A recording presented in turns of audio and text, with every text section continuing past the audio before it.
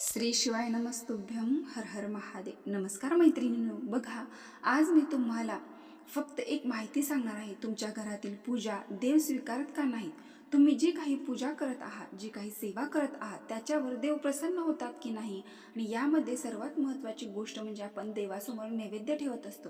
ज्या घरामध्ये देवासमोर साखर किंवा नैवेद्य ठेवला जातो त्या घरातील स्त्री आणि पुरुषांसोबत काय घडते हे ऐकून तुम्ही थक्क व्हाल. जर तुम्ही देवासमोर नैवेद्य ठेवत असाल तर तो नैवेद्य ठेवताना ही एक चूक जर तुमच्याकडून झाली तर तुमचा संपूर्ण घर हे देखील बर्बाद होऊ शकतं. घरात संकट, अडचणी, दुःखांचा डोंगरसुद्धा येऊ शकतो.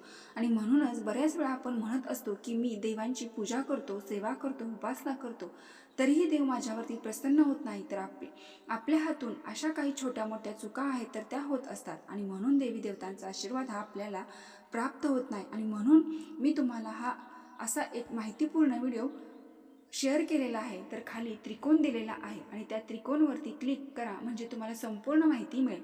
तसेच व्हिडिओच्या शेवटी एक अत्यंत महत्त्वाचा उपायसुद्धा सांगितलेला आहे की माता लक्ष्मी घरात स्थिर राहण्यासाठी फक्त साखरभर वाटी आणि साखरभर तांदूळ याचा उपाय अतिशय प्रभावी आहे. तर नक्की करून बघा. धन्यवाद.